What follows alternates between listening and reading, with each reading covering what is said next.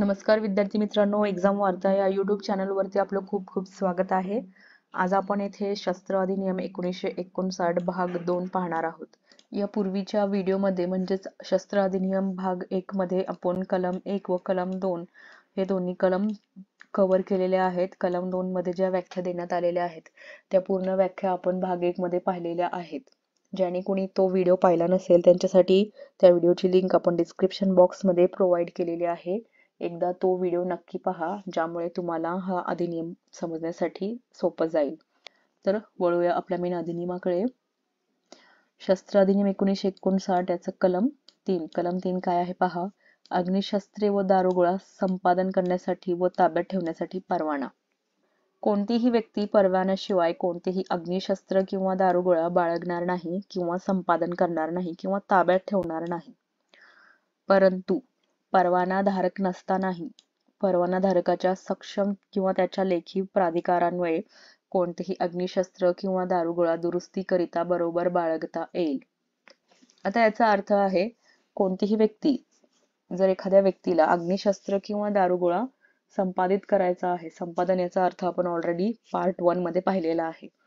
संपादित करायचा असेल किंवा ते ताब्यात ठेवायचं असेल तर यासाठी काय करावे लागेल, परवाना घ्यावा लागेल. परवान्याशिवाय कोणतीही व्यक्ती कोणत्याही प्रकारचा अग्निशस्त्र किंवा दारुगोळा संपादन करणार नाही किंवा ते ताब्यात ठेवणार नाही. सपोज एखादा अधिकारी आहे किंवा एखादा मोठा बिझनेसमॅन आहे, त्याच्याकडे एखादी गन आहे किंवा ज्याला इथे अग्निशस्त्र म्हटलेलं आहे, असं एखादा अग्निशस्त्र आहे आणि त्याच्यामध्ये काहीतरी बिघाड झालेला आहे आणि त्याच्याकडे वेळ नाहीये इतका की तो रिपेअर करेल. मग त्याला तो रिपेअर करायचा आहे. मग तो काय करेल की त्याची लेखी संमती देईल किंवा लेखी प्राधिकार देईल की माझा हा XYZ जो कोणताही मॉडेल आहे त्याचा अग्निशस्त्राचा तो अशा प्रकारे रिपेअरिंग साठी या स्पेसिफिक व्यक्तीकडे देत आहे किंवा त्याला तो त्याच्या ताब्यामध्ये देत आहे. या प्रकारचा त्याला काय करावे लागेल, लेखी प्राधिकार द्यावा लागेल. त्यानंतर परवाना नसतानाही ती दुसरी व्यक्ती ते काय करू शकेल, तर दुरुस्तीसाठी आपल्या बरोबर बाळगू शकेल. ठीक आहे. नंतर पोटकलम 2 मध्ये काय म्हटलंय पहा. पोटकलम 3 मध्ये विशिष्ट व्यक्तीखेरीज कोणत्याही व्यक्तीला 2 पेक्षा जास्त अग्निशस्त्रे ताब्यात ठेवता येणार नाही किंवा बाळगता येणार नाही. म्हणजे आपण आपल्या जवळ जास्तीत जास्त किती अग्निशस्त्र ठेवू शकतो, तर जास्तीत जास्त 2 अग्निशस्त्र आपण आपल्या ताब्यात ठेवू शकतो. परंतु या व्यक्तींमध्ये काही विशिष्ट व्यक्ती आहेत जे पोटकलम 3 मध्ये दिलेले आहेत, ते आता आपण पाहणार आहोत. हे काय आहेत, या व्यक्ती याला अपवाद आहेत. ते 2 पेक्षा जास्त अग्निशस्त्र ठेवू शकतात. ठीक आहे. पुढे काय म्हटलंय पहा.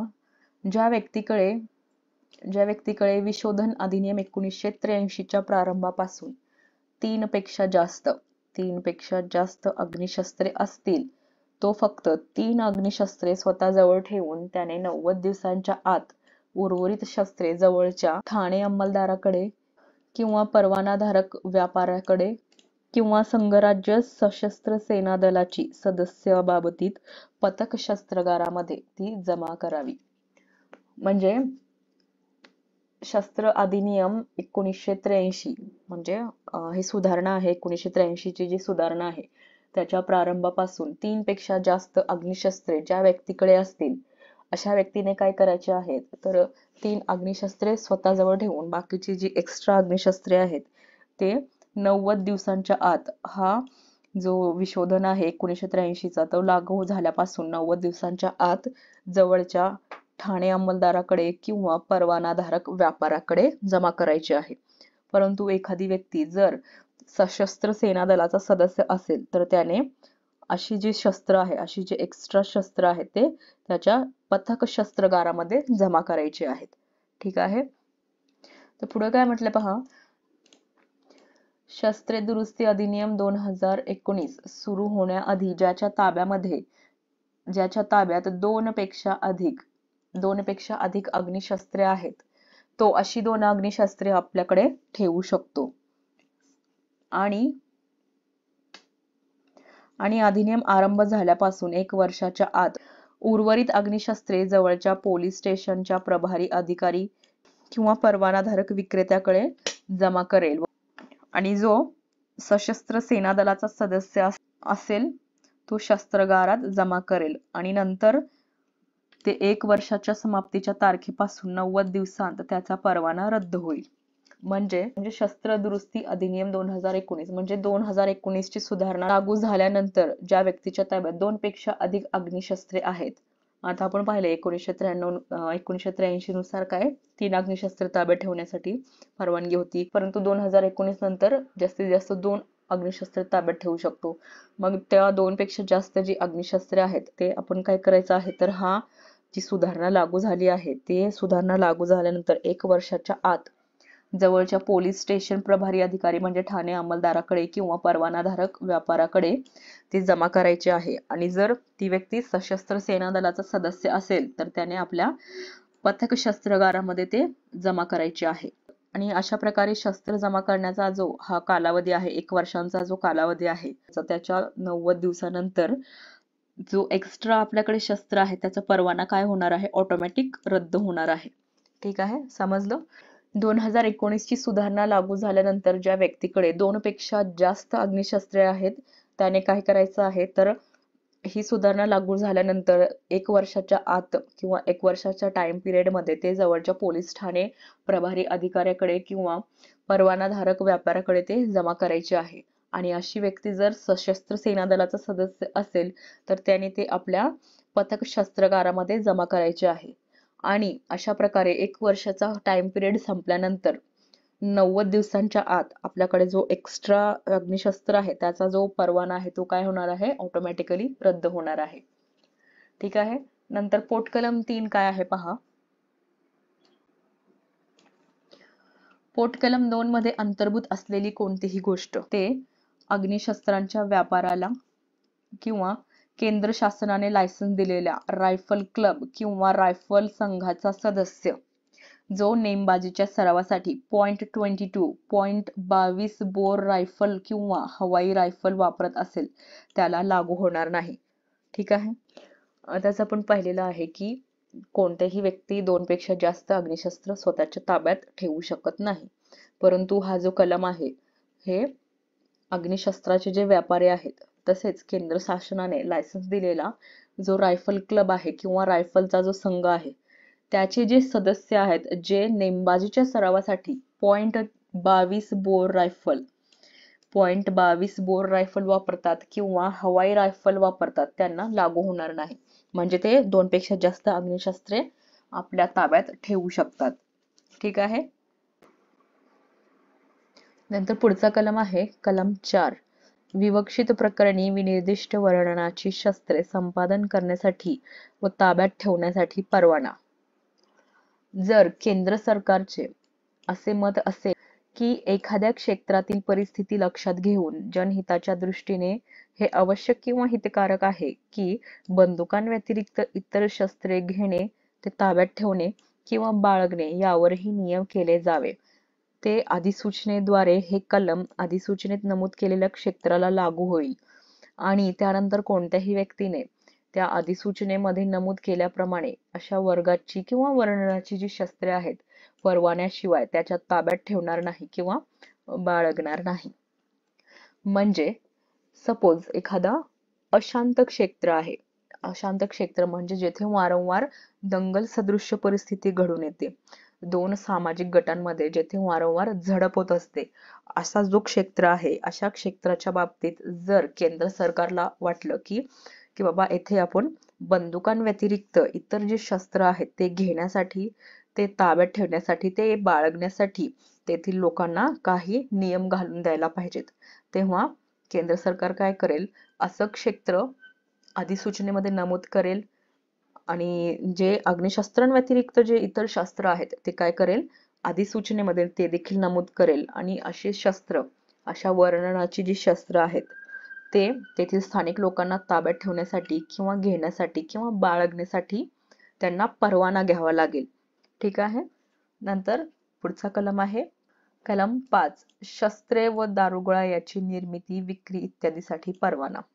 कोणत्याही व्यक्तीला या अधिनियमाचे उपबंध व नियमानुसार देण्यात आलेले लायसन्स धारण केल्याशिवाय कोणतेही अग्निशस्त्र किंवा विहित असेल अशा वर्गापैकी किंवा कोणत्या वर्णनाची कोणतीही शस्त्रे किंवा कोणताही दारुगोळा याचा वापर, निर्मिती, विक्री, हस्तांतरण, रूपांतरण, दुरुस्ती किंवा चाचणी करता येणार नाही किंवा वापरून दाखवता येणार नाही, अथवा विक्रीकरिता मांडता येणार नाही किंवा विकत देऊ करता येणार नाही, किंवा त्याची विक्री, हस्तांतरण, रूपांतरण, दुरुस्ती, चाचणी करण्यासाठी किंवा ते वापरून दाखवण्यासाठी स्वतःच्या कब्जात ठेवता येणार नाही. म्हणजे या अधिनियमानुसार लायसन्स धारण केल्याशिवाय कोणतीही व्यक्ती अग्निशस्त्र असेल किंवा शस्त्र असेल किंवा दारुगोळा असेल याचा वापर करू शकणार नाही, त्याची निर्मिती करू शकणार नाही, विक्री करू शकणार नाही, विक्रीकरिता मांडू शकणार नाही, ते ट्रान्सफर करणार नाही, ते मॉडिफाय म्हणजेच त्याचं रूपांतरण करणार नाही, एका शस्त्रातून दुसऱ्या शस्त्रात रूपांतर सुद्धा करता येणार नाही, ते रिपेअर सुद्धा करता येणार नाही किंवा ते टेस्ट आउट म्हणजे त्याची टेस्टिंग सुद्धा करता येणार नाही. ठीक आहे, हे सर्व करण्यासाठी काय लागणार आहे? लायसन्स. ठीक आहे, पोटकलम 2 मध्ये काय म्हटलंय पहा. लायसन्स धारण न करता एखादी व्यक्ती आपल्या खाजगी वापराकरिता कायदेशीरपणे स्वतःच्या कब्जात ठेवलेली कोणतेही शस्त्र किंवा दारुगोळा या अधिनियमाच्या किंवा त्या काळी अंमलात असलेल्या अन्य कोणत्याही कायद्याच्या आधारे जी व्यक्ती अशी शस्त्रे किंवा दारुगोळा स्वतःच्या कब्जात ठेवण्यास हक्कदार असेल अथवा व्यक्तीला ती कब्जात असण्यास या अधिनियमाद्वारे किंवा अशा अन्य कायद्याद्वारे मनाई नसेल, अशा अन्य व्यक्तीस विकू शकेल किंवा त्याच्याकडे हस्तांतरित करू शकेल. म्हणजेच कायदेशीररित्या खाजगी वापराकरिता असलेल्या अग्निशस्त्र, शस्त्र किंवा दारुगोळ्याला पोटकलम 1 मधील तरतूद लागू पडत नाही. आपल्याकडे असलेला कायदेशीररित्या असलेला शस्त्र किंवा दारुगोळा विकण्यासाठी आपल्याला लायसन्सची आवश्यकता लागत नाही, परंतु कंडिशन आहे की ज्याला विकणार आहोत ती व्यक्ती असा शस्त्र किंवा दारुगोळा त्याच्या कब्जात ठेवण्यासाठी ते काय असायला पाहिजे? हक्कदार असायला पाहिजे. म्हणजेच अशा प्रकारचा शस्त्र किंवा दारुगोळा स्वतःच्या ताब्यामध्ये ठेवण्याचा किंवा ते वापरण्याचा त्याच्याकडे लायसन्स असायला हवा. आणि या अधिनियमाद्वारे असेल किंवा अशा इतर अन्य कायद्याद्वारे त्याला प्रतिबंधित केलेलं नसावं किंवा मनाई केलेली नसावी अशा प्रकारचा शस्त्र किंवा दारुगोळा वापरण्यासाठी. समजलं? समजा एखादा अधिकारी आहे आणि त्याच्याकडे बंदूक आहे, त्या बंदूकचं त्याच्याकडे लायसन्स आहे आणि त्याला ती विकायची आहे. ती खाजगी वापराकरिता असलेली बंदूक आहे. मग तो विकू शकतो का? तो विकू शकतो, कारण ती खाजगी वापराकरिता आहे. त्याच्यासाठी ते विकण्यासाठी त्याला लायसन्सची आवश्यकता नाहीये. परंतु त्याला कोणत्या व्यक्तीला विकावं लागेल? अशा व्यक्तीला विकावं लागेल जी व्यक्ती अशी बंदूक किंवा असा शस्त्र, दारुगोळा स्वतःच्या कब्जात ठेवण्यासाठी हक्कदार असेल. म्हणजेच काय असेल? त्याच्याकडे लायसन्स असेल. त्याला कोणत्याही कायद्याने किंवा अधिनियमाने प्रतिबंधित केलेलं नाहीये किंवा त्याला अशा प्रकारे शस्त्र वापरण्यासाठी मनाई केलेलं नाहीये. फक्त हीच कंडिशन आहे. ठीक आहे, नंतर नेक्स्ट पुढे काय म्हटलंय पहा. परंतु कलम 3 किंवा 4 अन्वये ज्या संबंधात लायसन्सची आवश्यकता आहे अशी कोणतीही शस्त्रे कोणतीही व्यक्ती अधिकारिता असलेल्या जिल्हा दंडाधिकाऱ्यास किंवा पोलीस ठाण्याच्या अंमलदार अधिकाऱ्यास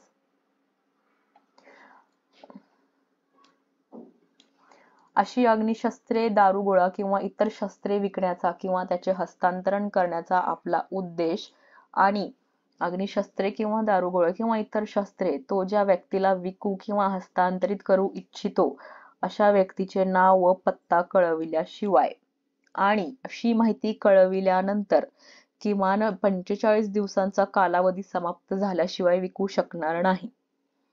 म्हणजेच विकण्यासाठी इथे काय कंडिशन दिलेली आहे पहा. जो हत्यार किंवा जो अग्निशस्त्र तुम्हाला विकायचा आहे ते विकण्याची माहिती, तुमचा उद्देश, तो हत्यार किंवा तो अग्निशस्त्र विकण्यामागचा तुमचा उद्देश आणि ज्या व्यक्तीला तुम्हाला तो अग्निशस्त्र किंवा हत्यार विकायचा आहे किंवा दारुगोळा विकायचा आहे त्या व्यक्तीचं नाव व पत्ता हे तुम्हाला जिल्हा दंडाधिकारी किंवा पोलीस ठाण्याच्या अंमलदार अधिकाऱ्यास कळवावं लागेल. आणि अशी माहिती कळविल्यानंतर किमान 45 दिवसांचा कालावधी समाप्त झाल्यानंतर तुम्ही ते विकू शकता. ठीक आहे, समजलं? कोणत्याही खाजगी वापराकरिता कायदेशीररित्या स्वतःच्या कब्जात असलेलं अग्निशस्त्र किंवा दारुगोळा किंवा शस्त्र विकण्यासाठी कोणत्याही प्रकारचं लायसन्स धारण करण्याची आवश्यकता नाहीये. परंतु ज्या व्यक्तीला तुम्ही ते विकणार किंवा हस्तांतरित करणार आहात ते व्यक्ती काय असायला पाहिजे? तर तशा प्रकारचा शस्त्र किंवा दारुगोळा स्वतःच्या कब्जात ठेवण्यास हक्कदार असायला पाहिजे, म्हणजेच त्याच्याकडे त्या संबंधित लायसन्स असायला हवा. आणि तुम्ही जो दारुगोळा किंवा अग्निशस्त्र किंवा शस्त्र विकणार आहात ते विकण्यामागचा तुमचा उद्देश, ज्या व्यक्तीला तुम्ही ते विकणार आहात त्याचं नाव व पत्ता याची माहिती तुम्हाला जिल्हा दंडाधिकारी किंवा पोलीस ठाणे अंमलदार अधिकाऱ्यास कळवायचं आहे. आणि हे कळवल्यानंतर 45 दिवसाचं वेटिंग आहे आणि त्यानंतर म्हणजेच 45 दिवसानंतर तुम्ही काय करू शकता, तर तो अग्निशस्त्र किंवा शस्त्र किंवा तो दारुगोळा विकू शकता. ठीक आहे, समजलं. नंतर नेक्स्ट कलम आहे कलम 20, संशयास्पद परिस्थितीत शस्त्रे इत्यादी नेणाऱ्या व्यक्तीस अटक करणे. जी एखादी व्यक्ती कोणत्याही बेकायदेशीर प्रयोजनार्थासाठी शस्त्र किंवा दारुगोळा जवळ बाळगत आहे असा जेव्हा संशय येईल व त्या संशयास आधार असेल तेव्हा कोणताही दंडाधिकारी, पोलीस अधिकारी, लोकसेवक, वायुयान, रेल्वे, जलयान या ठिकाणी नेमलेली व्यक्ती त्या व्यक्तीला अधिपत्राविना अटक करून शस्त्रे, दारुगोळा जप्त करू शकते, मग ते परवान्याच्या कक्षेत असो किंवा नसो. समजा एखादी राजकीय सभा भरलेली आहे आणि त्या राजकीय सभेमध्ये एखादा व्यक्ती बंदूक घेऊन त्या सभेमध्ये आलेला आहे किंवा तेथे हजर आहे आणि त्या व्यक्तीवरती पोलिसांची नजर पडते आणि त्यांना संशय आहे की तेथे काहीतरी इल्लीगल होणार आहे, काहीतरी तेथे घडणार आहे, असं त्यांना त्याच्यावरती संशय येतो. मग पोलीस अधिकारी काय करतील, विदाऊट वॉरंटचं त्या व्यक्तीला अटक करतील आणि त्याच्याकडे जे काही अग्निशस्त्र आहे किंवा जे काही हत्यार वगैरे आहेत त्याच्याकडे ते जप्त करतील. मग अशा हत्यारासाठी किंवा अशा दारुगोळ्यासाठी त्याच्याकडे परवाना असो किंवा नसो, अशा प्रकारे अटक करण्याचा अधिकार कोणाकोणाला दिला आहे, तर पहा, दंडाधिकारी असेल, कोणताही पोलीस अधिकारी असेल, कोणताही लोकसेवक असेल किंवा वायुयान, रेल्वे, जलयान या ठिकाणी नेमलेली कोणतीही व्यक्ती असेल. ठीक आहे, आज आपण येथेच थांबूया. शस्त्र अधिनियमचा भाग 2 येथे संपतो. नेक्स्ट भाग मध्ये आपण राहिलेले जे कलम आहेत, कलम 25, 29 आणि 39 हे कव्हर करूयात किंवा ते कम्प्लीट करूयात. ठीक आहे, तुम्ही जर चॅनल वरती नवीन असाल तर चॅनलला सबस्क्राईब करायला विसरू नका. व्हिडिओ आवडला असेल तर नक्की लाईक करा आणि आपल्या फ्रेंड सर्कल मध्ये जे कोणी डिपार्टमेंटल मेन्सची तयारी करत आहे त्यांच्यासोबत हा व्हिडिओ नक्की शेअर करा. Thank you for watching.